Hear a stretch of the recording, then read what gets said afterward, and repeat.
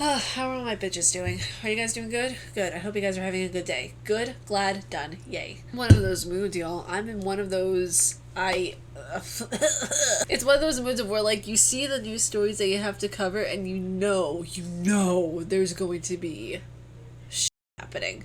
You just know. So, let's get into it. I actually forgot to do my intro. Hi, what's going on, you guys? It's your Huggable Hipster here, and welcome back to A Casual Nerd. I had one person comment on a video, and they were like, if you don't do that damn intro.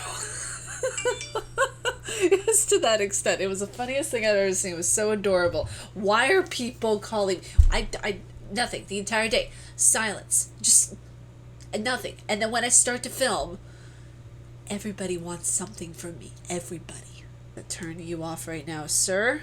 Thank you so much. And just a little bit of housekeeping before we get into the Casual Nerd and all the news that we have for today, because we're not going to watch a trailer. We're going to go straight into the news because there's a lot, and I'm really excited. And I have some theories too, which I'm going to tell you guys about later. But just some housekeeping. Since I did finish all the recordings for Cyberpunk 2077, all of them are up on Premiere. You guys can go, like them. That way the like ratio is, better than the dislike ratio, because we have some videos that have more dislikes than others. So, be sure to fix that. There are going to be some interesting videos that are going to be coming out this Friday. We're going to be doing a top 5 horror games for horror connoisseurs. I did a poll on YouTube and Twitter.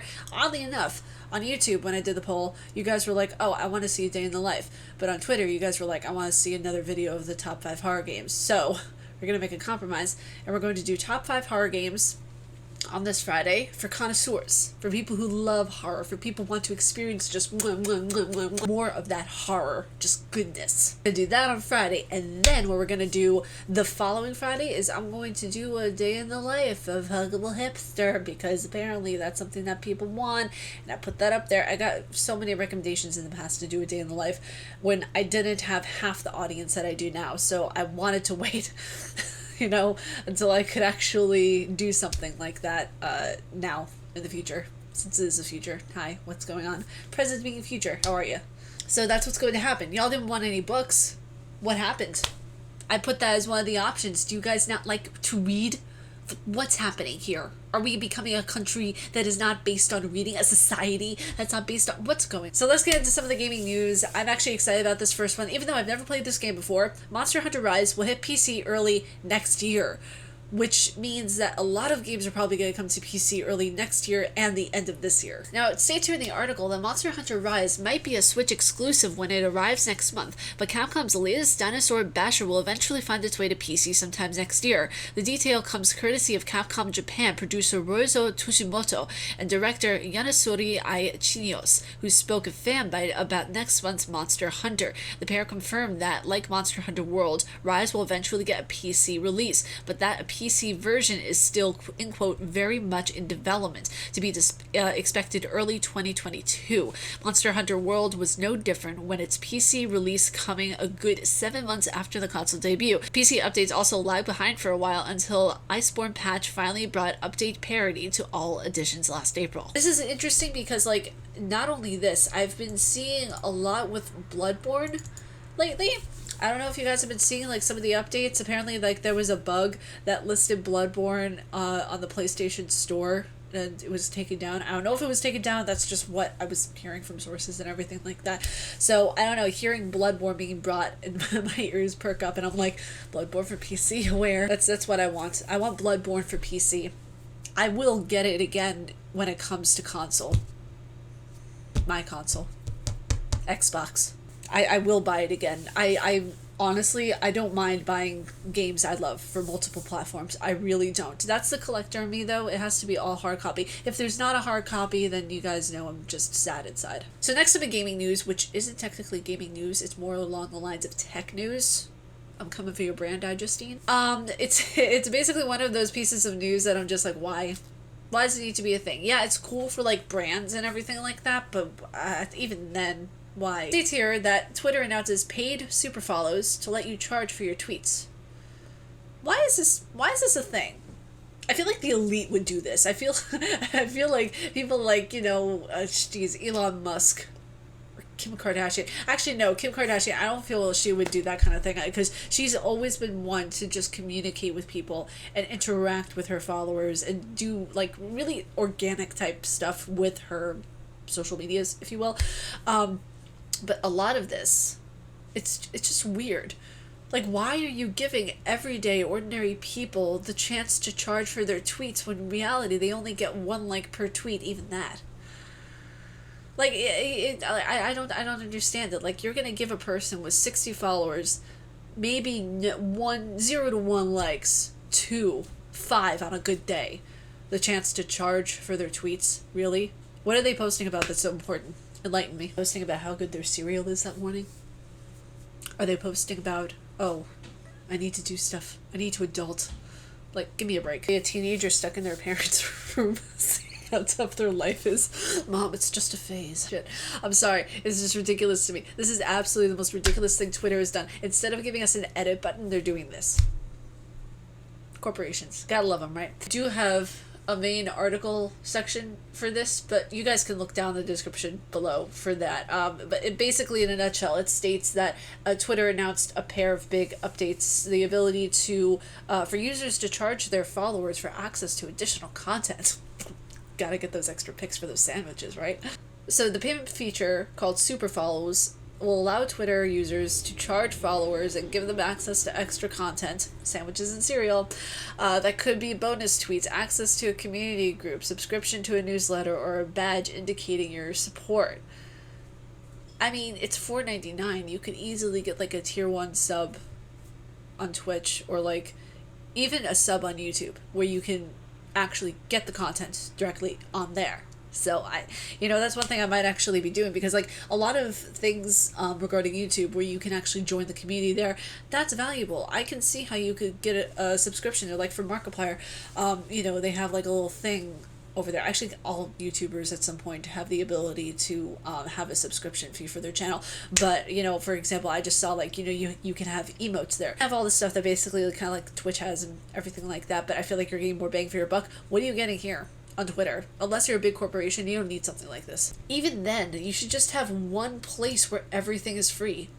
Honestly, if you're going to have everything be monetized, you're not going to have followers that will sustain throughout the rest of your career. It's impossible, because people need to contact you. People need to see the human side of you. If everything is all about money 24/7, that's no good. I love money. Oh my God, I love money. But when you're making that your main priority instead of the people that you cater towards, then that's an issue. You need to be corpo, but you also need to be human. Next piece of news is fun. Hold on a second. I gotta adjust my back pillow. Hold on. Okay. I gotta brace myself for this, because this is gonna be good. Bethesda faces broad class action lawsuit over Fallout 4 DLC as Microsoft takeover looms. I wonder why. So it states here in the article that Bethesda Softworks and its parent firm, ZeniMax Media, are about to face some uncomfortable questions in a class action lawsuit about how they treated the loyal fans of the 2015 hit game Fallout 4, and that's an annoying problem, as Microsoft is getting ready to buy Bethesda Softworks in a $7.5 billion acquisition. While ZeniMax founder was a lawyer, recently deceased Robert Altman, and was known for being litigious, ask former Oculus Chief Technology Officer John Carmack. Attorneys in the class action say that they are shocked at some of the legal mistakes that Bethesda has made in the case involving the downloaded content, DLCs, for Fallout 4. It isn't clear how much financial exposure the company has, but the attorneys suing say it's a lot of money, and it's not unreasonable to think that it could be $1 billion plus liability, the lawyers claim. The thing is that this is key right here. When it says in the article, attorneys in the class action say that they are shocked at some of the legal mistakes that Bethesda has made in the case involving the downloadable content for Fallout 4. Now, okay, Fallout 4, I tried it. Wasn't a fan, as you guys know. Hated Fallout 3. That's just my opinion. All this, all the fanboys are going to come at me for saying that. Sound off in the comments below, okay? Your opinions are hilarious. Those interesting things of where we know Bethesda is a good publisher. We've seen the stuff that, this company has published. The Evil Within, both 1 and 2, the DLCs from the game, both Doom games, need I go on. So whenever you go into this, you have to really think, okay, what am I getting from this company? You're getting the assets to the games, you're getting the developers, you're getting all that kind of stuff. I highly doubt that Microsoft is buying this company for its great reputation. It's buying it based on the fact of the games that it has, not because of the actual company itself. That's just my opinion. So when it goes into this kind of deal, the Microsoft buyout of Bethesda, already with a class action lawsuit, you gotta think, it's a great start, right? So next up, this is some interesting news that I wanted to share with you guys. Snoop Dogg rage quits and swears during Twitch stream gaming live stream when someone scores against him. Aww. Aww. Oh. I'm sorry, it's ridiculous. Why? Okay, first of all, I never got rage quitting. I never for the life of me understood why a video game would make a person so angry to the point of even throwing their controller, getting mad, getting butthurt, getting upset, getting pissed. I don't get it. Somebody explain to me why rage quitting is such a thing. Because the thing is that when you're playing a game, you're there to enjoy it, not to get ragey over it. It even states here in the article that he swears a number of times and rage quits just 14 minutes into playing esports Madden NFL 21 live on Twitch, a US streaming platform for gamers. First of all, Madden, really? That's the game they're gonna rage quit? I can understand rage quitting over, what's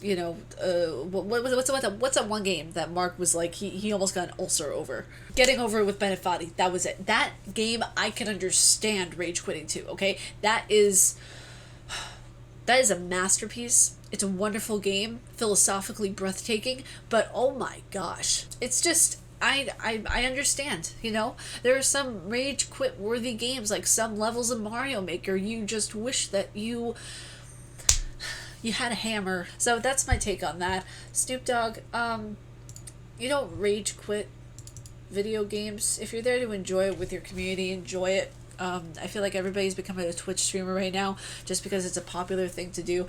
I quit being a Twitch streamer because of just, not only the harassment I was getting, but the fact that it was draining doing multiple platforms at the same time, being on Twitter and Instagram and YouTube, and it gets tiring, and you want to save yourself some sanity, and it's one of the beautiful things about like having a community that understands. You guys really understood the fact that, hey, I can't stretch myself too thin here. But then you see other people live and breathe and die by these platforms that are ruining them. So many of my friends, I see them grind so hard on these platforms, and I love their dedication, I love their hard work and their passion, but at the end of the day, you're just like, dude, are you doing it because you really want it, or are you doing it to become famous? Simple question. So that's that on that. Okay, it is what it is at the end of the day. You can't, it's just as easy to try to understand people as it is to watch the grass grow. That's why I don't really comment too much on drama. I don't comment too much on people. I don't comment too much on anything at the end of the day when it comes to everything in the stratosphere of Twitter drama or Twitch drama or even YouTube drama anymore, because people are going to do what they're going to do. That's it. So lastly, in gaming news, Xbox Series X controller issues are being worked on by Microsoft. Now, this isn't new. I mean, we know that Xbox controllers have had some issues lately. I think that might have been the issue that you guys will be seeing in the playthrough that I had with Cyberpunk. One thing where like it wasn't the controller, it was like the camera like spinning around. I don't know if that's due to the controller or one of the bugs that I found in Cyberpunk 2077. But for me personally, like I love the new Xbox controller. It's really nice. I like it. I like the grips on it, like the fact that like it's more textured. I like that. Before, the other one was too, it was too slippery. Like I didn't like it. But I will say that no matter what, if you buy a console now or if you buy it 5 years from now, you're probably still gonna have issues. Okay, it doesn't matter when you get the console. I know so many of my friends are waiting to get the Xbox purely off of the fact that they're like, oh, there will be less bugs. No, there won't. No, there won't. There won't. No, buy the console. Okay? If you want to put your coin towards the console, buy the damn console. Because it doesn't matter if you wait 1 year, 2 years, 5 years, you're still getting the same type of console. They release patches and bug fixes and all that kind of stuff to optimize and make better the control system or the Xbox system. That comes with, that comes with time. That comes with when you're, during the process of when you're using it. And that, that's one of the main reasons why I just don't wait to get stuff. I get it when I get it. That's why I don't bother to wait for stuff. I get it day one or, as soon as I can, because odds are it's not going to make a difference anyway when you get it. Now, granted, I am saying this from the position of somebody who is making money currently and somebody who can get what I get. But the fact of the matter is that if you make money, if you're on time with your mortgage or your daily payments or whatever it is, get what you want to get. Treat yourself. You got one life. I know that was a little bit of a tangent, but you guys get where I'm coming from. It's not very often that people, realize the fact that life is life. It's gonna be tough. It's gonna be cruel at times. Might as well make it a little bit easier on yourself by doing something just for you. I'm saying this all with the idea that if you can, and if you are good with managing your money, and you are good, and a responsible adult, you just do something for yourself. That's what I always realize. Whenever if I'm having a down day, or if I had like a few months of where I'm like, damn, I worked really, really hard, I treated myself. That's why, I was like, damn, I'm gonna get that, piece of equipment, or I'm going to just do a facial, or I'm gonna take the rest of the day off. Why? You do it to take care of yourself. That way you're not working yourself to bits and bones and grinds and pieces, and you're still a human being that needs to look after oneself. That's my rant. That's my TED Talk.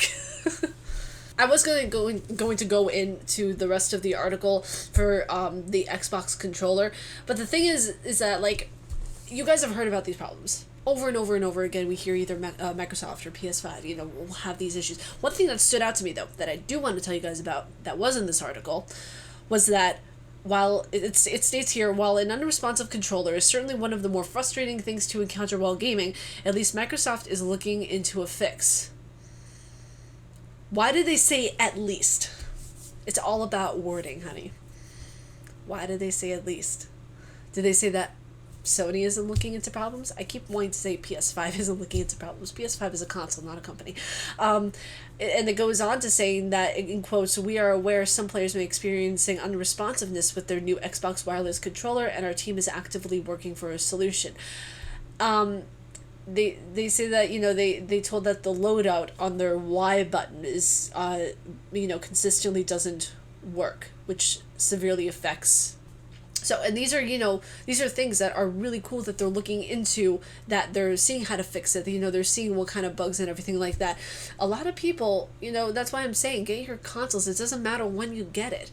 There are always going to be little bugs like this, and the thing is that, like, I come from the perspective of, like, I look at words very, very carefully, and when they say, oh, pre-order, do this, do that, it's like, yeah, it might be for marketing because they want to get the console sold, obviously, but also because they're basically their testers, in a way. They want to know how well they work to the average person.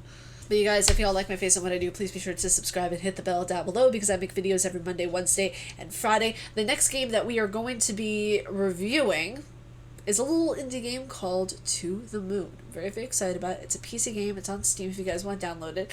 Not sponsored or anything like that. Just thought I'd mention it. It's going to be interesting because I've heard this was a tearjerker. This is also a game that was gifted to me by our wonderful community member, Max. So thank you so much. I really appreciate you. If you guys want to support the work that I do, please be sure to hit up the Patreon link down in the description below. But as always, stay casually nerdy, and I will see you all in the next video. Bye, guys.